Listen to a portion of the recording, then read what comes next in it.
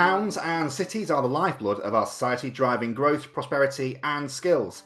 They all have individual identities that make them unique, but at the same time need common ingredients that drive future growth. One of those key ingredients is green and blue spaces. I'm Tom Snee, and for today's podcast, we are joined by David Atkinson, who's Head of Land and Development at Wilmot Dixon, and Andrew Davison, who is Project Director at Queensberry Real Estate. And they're going to talk about green and blue spaces and how they're crucial for healthy, sustainable urban futures. So we'll kick off with you, David, and the broad question to start is what we're meant by blue and green spaces. Thanks, Tom. Look, towns and cities, for numbers of years, we've been great at developing buildings there and uses within those buildings. But we have to sort of understand that underneath all of the built environment which we curate and create in those cities are people who have lived experiences, whether that's places to live, places to work, places to socialise.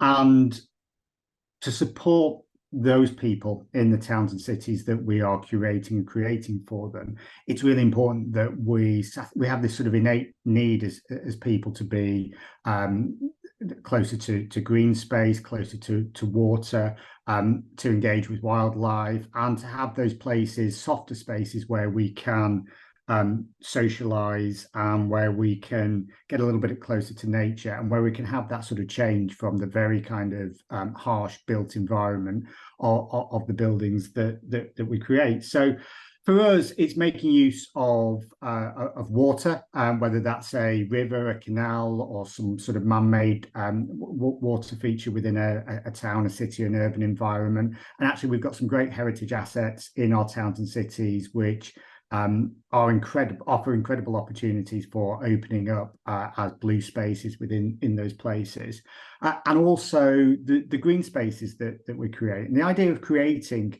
green spaces within towns and cities isn't something that's necessarily new. The Victorians were sort of experts in building city centre parks within the towns and cities that they built. And actually, what we want to be is the sort of curators of places which do support those broader green and environmental blue when it comes to the water spaces within those towns and cities. And actually, there's a real value in doing that for the places that we create. So as we're building the sort of built environment, softening that and realizing that there is something more to the place and to the place making that comes from the green and blue spaces is something that we really want to achieve. Yeah, I mean, I sentimize that. I mean, look, as private developers, it's all about the building, it's all about the spreadsheet, it's all about making the money, and so in a lot of cases, the public realm or the surrounding external works around the outsides get very much overlooked, and normally are on the value engineering sheet, especially when things start to go wrong. However, having done regenerational schemes now for the last 10 years, I know what the benefit and what the value of public realm is, and what it can bring to towns and cities across the UK and developments in general. You know, since COVID, the outdoor space is so vital, from an F&B perspective, from a retail perspective, from a residential perspective, even an office perspective. I mean, in all our buildings, we're starting to put more outdoor spaces, like terraces, etc., opening up, or front doors opening up onto lovely public realm. It creates a better place. It's a social aspect. So, for instance, office workers can go and have somewhere to sit and have their lunch and enjoy the outside. It could just be for people shopping, taking a break. It could be for all sorts of types of things. And also, as well, in all the developments we've been doing recently, we've almost created gardens, to the point where within Sheffield, we've gone to an even bigger point where there's actually a city centre park. So the value of public realm in general just cannot be underrated. And also, as well, with regeneration vital, the government are now obviously giving more and more money. There's the towns funds, there's street funds, this, that, and the other, to try and kickstart the economy and obviously try and save, especially around the retail sector. But we now understand, having done it for so long, the value of what public realm is.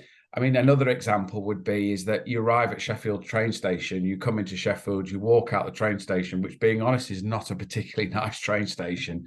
But the minute you walk out the door, you see this beautiful public realm with great big water features and a nice walk up the hill, which can be a little bit challenging, but it's in a nice environment and is starting to make you appreciate and like Sheffield as a place, especially if you're a newcomer to the city.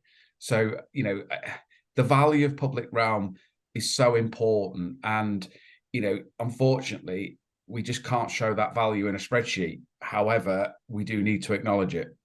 Good point there, Andrew. Actually, the word that you've used all the time is value, rather than cost. And actually, it's looking at what the value of the public realm is, and seeing that as something beyond just the kind of sum of the parts and the cost that's gone into creating it. And it's very difficult to sort of conceptualize in a spreadsheet or in a sort of financial analysis that goes alongside it. But actually, that value is incredible for the way that people interact with spaces over the longer term. Tom? So is that then the biggest challenge, is getting people to understand that value? Because it seems to me that, you know, in terms of regeneration, these green and blue spaces are a no-brainer. So is it that getting people to understand the value of it externally that's the biggest challenge? Yeah, I think it is. It is a big challenge. I mean, look, and all these things, there's a lot of, you know, maintenance costs for starters, you know, service charge, you know, the cost of living crisis at the moment, you know, cost of living in general. The more and more of these spaces you put in, they've got to be maintained. Otherwise, they do become rundown spaces. I mean, if you look at a lot of towns and cities, public realm, hard landscaping, especially down some of the retail streets in the current day, you know, they are not that particularly attractive. You know, they are quite run down. You know, you see things like paving slabs that might not be quite fixed to the ground, or they're a little bit loose. And, you know, there's even to the point where bits and pieces are missing. And obviously, within these spaces, that can also encourage antisocial behavior. But I think what we have to look at is you have to look at the bigger picture. Yes, there will be a cost to it. Yes, you know, it's going to cost a lot of money to put in, or the capital. And I think this is where the public sector really need to sort of drive, especially with private developers, you know, sort of saying to them, well, we'll give you grants towards public realm if it's quality public realm and it's going to be spent on the public realm. You know, that is what's required. And also incorporating, you know, things like cycle routes, you know, transport, you know, other bits and pieces within it. The appreciation that people get from these spaces and the, you know, the value added, or the added value back to these people that within these buildings that use these buildings, have the public realm on their front door, is significant. And I don't think from a monetary perspective you can really put a price on that, because we've seen it, you know, on all the schemes that we're doing and all the schemes that we're promoting at the moment, and all the even the dialogue sessions that we're having. All our schemes include a large section of public realm, and the public sector that we're working with is very much happy to fund that, on the basis of, you know, the spaces that are created. And one of the things, the challenges to overcome the challenge, we've put a space within a development which has got an estate charge, and it's divided up amongst 130,000 square foot, you know, and we're charging best part of 25 pence a square foot per tenant. Is that a lot to ask? You know, and they get this wonderful space. Sheffield get a wonderful space, and it's maintained. So, you know, there are challenges there to bring green and blue spaces. I mean, green spaces are easier than blue for me. You know, water features are great, but they are the most expensive. So if you can't sort of justify the blue space, then certainly do the green space and the hard landscaping. And look at things like estate charges. You know, 25 pence on a service charge for me is you know, is neither here nor there. You know, okay, if you've got 10,000 square foot, it's £2,500. But in the long term, what is the benefit to all your employees, for example? Yeah, no, I agree with you completely, Andrew. I think as well, it's about taking a longer term view with it. We need to move away from the idea that buildings are built in isolation and towns and cities are developed in isolation. And we need to take a more strategic, holistic view of urban regeneration and development. And that does involve investing in really high quality public realm and green and blue spaces as part of that. And one of the great sort of examples that and analogies that I've heard referred to over the years is that local authorities and the public sector should see themselves as a curator of space of their towns, in the same way that a theme park operator will see themselves as a curator of their theme park, and they will invest significant amounts of capital in delivering great green and blue spaces as part of developing that theme park to create the experience that makes people, families want to stay and visit that place. And once they stay and visit that place and they're in a good mood, then they tend to spend more money in the shops. They tend to want to eat in the bars and restaurants there. And the cumulative snowballing effect of that is huge. And people linger longer in a theme park, and theme park operators' business thrives because of that. And local authorities and public sector have a similar role in sort of curating their towns and cities with great green and blue spaces, so that actually people do want to dwell in those towns over the longer term and actually start to go to the bars, restaurants, work in the offices. Yes, there are challenges to be overcome, but there are some really innovative ways of overcoming that. There are some short-term uses which can plug sort of temporary spaces whilst buildings are being demolished. The Electric Daisy scheme in Derby, where there's a sort of pop-up community garden with a bar and restaurant as part of that. Fantastic idea in terms of sort of bringing some activation and some green space to life in a city centre. And those sorts of uses are fantastic, but they are also complementary to some of the longer-term public realm infrastructure, green and blue spaces that might be there for generations and will develop over time. And the other thing we really need to be alive to is the city centre population, the town centre population, and some of the most successful green and blue spaces that I've seen in towns and cities have been those where the local community has become really involved in the maintenance and the activity within those spaces. So it might be that there's a green corridor between two parts of a town centre, or it might be that there's an area adjacent to a canal or a waterway, and there's then a community garden developed as part of that, or there is a local community group who are taking ownership and pride in that particular place. And that pride point is so important, because if the public sector and the developers who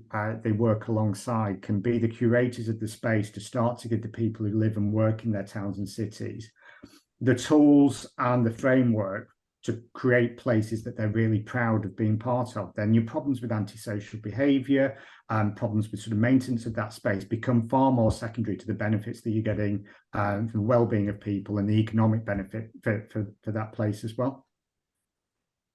Is there also a discussion point around one of the hot button topics at the minute is cars and the war on motorists and what have you?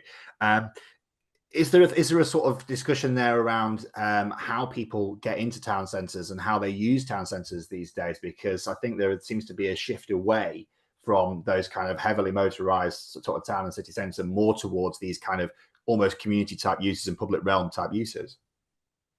I think from my perspective, I think what's in the news at the moment, I mean, unfortunately, just in the UK, we just can't seem to do infrastructure projects very well. I mean, obviously, it's well publicised about HS2, and obviously that is an infrastructure project on a grander scale. I think one of the things that was, for me, invented that came to right, which never really kind of took off, was the park and ride. You know, obviously coming into the city centre on a park and ride basis. I think if we could improve the park and ride, personally, I mean, I use a car. Yes, I have gone electric, but at the end of the day, I still use a car to get about. However, I would be quite happy to not have to park in the city centre. I'd be happy to park on the periphery if that was possible, and actually make city centres completely pedestrian and pedestrianise all of the city centres. It will encourage more food and beverage. It will bring back retail. I think retail would still thrive within a city centre. It's still a shop front. People like to go shopping, etc., etc. But, you know, whilst you've got lots of cars and buses and everything else that are flying around on top of it, it will also bring back communities for residential, because there would be more opportunity to make even more greener spaces that can be then looked after by the communities that are in and enjoyed. So also you're bringing in more and more residential people into the city centre, you know, so there's more chance for residential developers and development in general for residential. You know, you've then got the communities of the offices that integrate into that, and, you know, more so you're creating, as I say, the more F&B and more retail, which I still think can thrive. So for me, I think car free is likely, and I think would be a brilliant thing for a city centre. But I think what we've got to get over of is a lot of people still live in the suburbs, and, you know, okay, there would be more people living within the towns and centres, but how do you get them into the towns and centres? You know, Sheffield, for example, has a great tram system. You know, other cities are similar to that as well. But, you know, the tram's not particularly quick, you know, and I think that's the problem. It's the same with the bus. I think if they could get a direct route in, it's almost like having a field full of a car park and a direct route into the city centre that wouldn't take, a bit like a tube, but on a bit of a quicker scale, where you could get into the town centre within 5-10 minutes, and you've got a field which probably holds, I don't know, 10 or 15,000 cars. I mean, I appreciate that's going to be very big and quite difficult. I mean, we already do it at an airport. Think about an airport, for example. You've got an airport, you've got all these car parking lots that are all around the airport. You're going into the central part of the airport. I think that would work brilliantly for a city centre and would encourage more business development, economic, social values, etc., etc. So there's many ideas I think have been tried to obviously try and eradicate the car, but I just don't think we're quite there. And I don't know what the magic bullet is or what the magic answer is, but I think the park and ride really wasn't that far off the mark and could create a car-free future. I would just say, you know, I think we have to be bold with it. I think that if we tinker around the edges in terms of making small changes, we don't necessarily change the behaviour that I think needs to happen. And yes, there's always pushback to schemes to reduce cars from city centres and town centres, but actually, when those schemes are delivered and you see the benefits of restaurants and bars suddenly start to think, well, I can open up into what used to be a busy road, but now I can have tables outside, and people start to see that activation and use that comes alongside it, then the benefits are huge, but it does require those bold decisions to be made early on, and to have sort of faith that they will deliver the benefits that people want. And Andrew's absolutely right. We've also got to provide the solutions to keep the people coming in as part of it.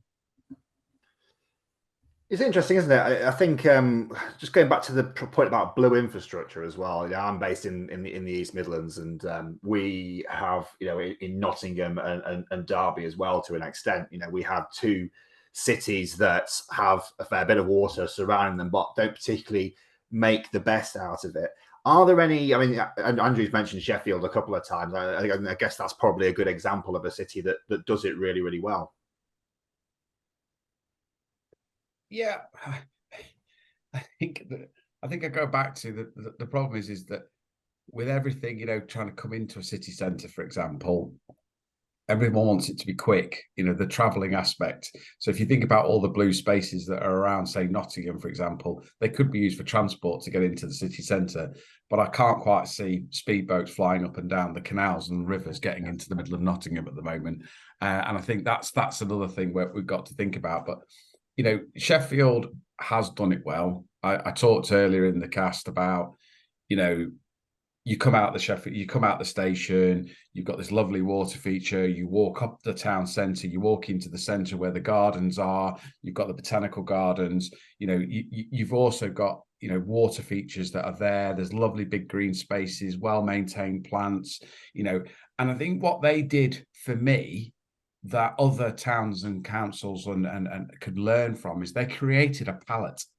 There was a full public realm palette developed. And okay, it wasn't related to the two major development schemes within the town centre, but we've diversified away from those to try and be a little bit more sustainable. So granites, etc., from where you get granite from is mainly from Asia or China or other far places, but we've tried to then source it from Europe. But that palette that was created gives developers and other people a very easy way to make a public realm, because that palette is there. It means you don't have to go out and employ massive amounts of designers, for example, to come up with these spaces. Yes, the designer will need to come up with the space in general, but the palette is there. And I think a lot of people can learn from that. And I know that other cities at the moment, like Derby, for example, they're looking at the square that's within the centre of their town to see how they develop it. And I'm sure that that will become into a very similar type of square to Sheffield, okay, with its own Derby stamp. But, there's lots of other towns and cities. I mean, we're working in Huddersfield also at the moment. You come out of the train station, you've got the statue in the middle of the train station, this huge big square, and this square becomes also an event place at Christmas, Easter, summertime. And Sheffield is the same. It's closed its streets. I mean, one of its main streets within the centre of Sheffield, being Pinston Street, they've closed it. They took the decision to take the buses away, to take the traffic away, and make it a pedestrian area. And that's thrived that area all the way through. So I think there is a lot of good examples around of what you can do. But I think there are many towns and cities across the UK can learn from these. And I think the way forward is definitely a palette to get involved with the planning authority to say, this is the palette that we use. We'd like you to do something, and there's potentially some financial assistance with that, because obviously we want to try and make our town and city the nicest place possible. Yeah. I would echo all of that, Andrew, and I think the role for the public sector and regeneration organisations in delivering that is incredibly important. So Sheffield set their palette at our Stockport interchange scheme. You have a sort of public sector led regeneration scheme to deliver a transport interchange in Stockport town centre with a rooftop garden as part of that. So the days of the sort of 70s concrete bus station that nobody wants to venture into are long gone. Actually, the public infrastructure that's being developed and delivered in Stockport actually does incorporate green and blue elements to it.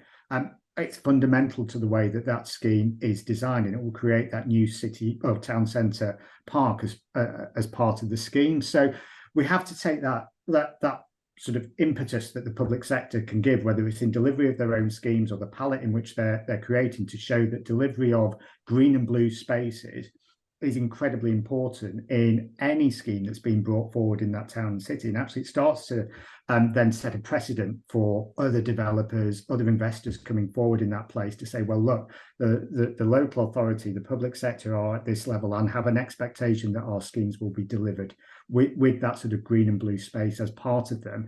And so it ups everybody's game in terms of what's being delivered subsequently. It's incredibly important. Yeah.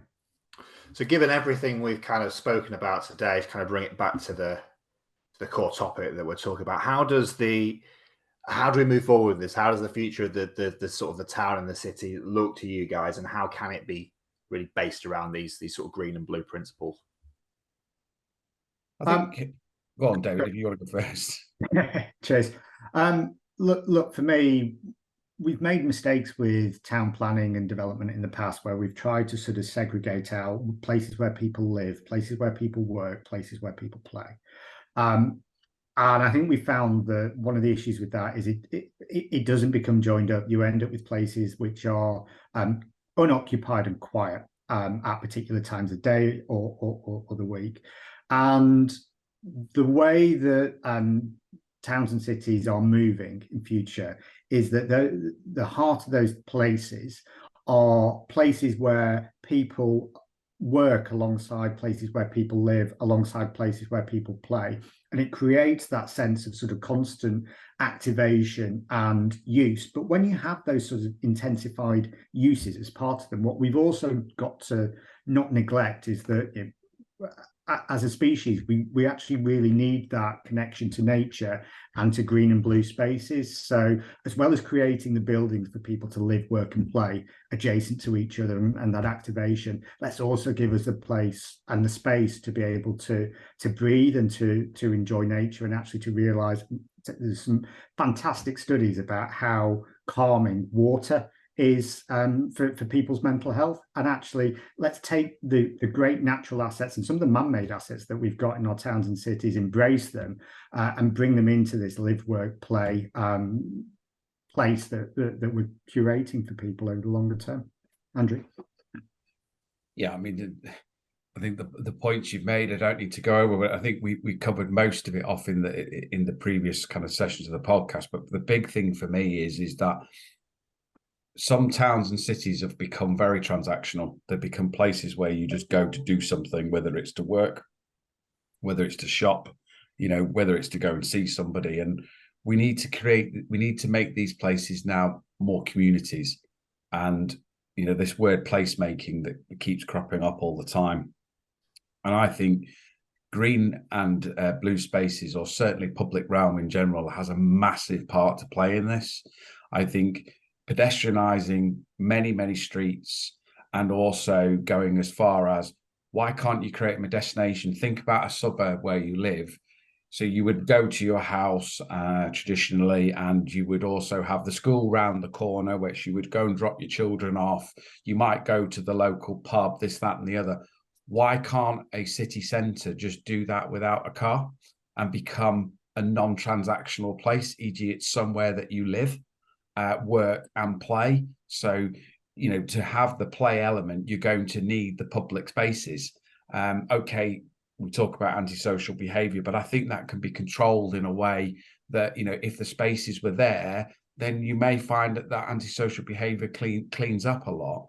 But I think towns and cities do need to become destinations, less transactional. They're always going to be transactional to an extent, but less transactional. Become destinations. And for me, public realm has a massive part to play in that, especially if you want to encourage things like nurseries, schools, you know, GP surgeries, and making it a community. Public realm is absolutely so important. Thank you very much, David and Andrew. An interesting and wide-ranging discussion as always. Just a final thought from us to wrap up. Clearly, green and blue spaces in towns and city centres have many benefits, and they can really transform brownfield and disused sites into brilliant outdoor spaces. But they also play a pivotal role in bringing communities together and enabling local businesses to benefit too from those thoroughfares. So by greening these urban environments with trees and bringing nature back, we can also help overcome some of the greatest challenges facing our growing population and give those living in towns and city centres calming spaces that promote health and well-being. I've been Tom Snee, and you've been listening to the Wilmot Dixon podcast, and we look forward to catching up with you soon.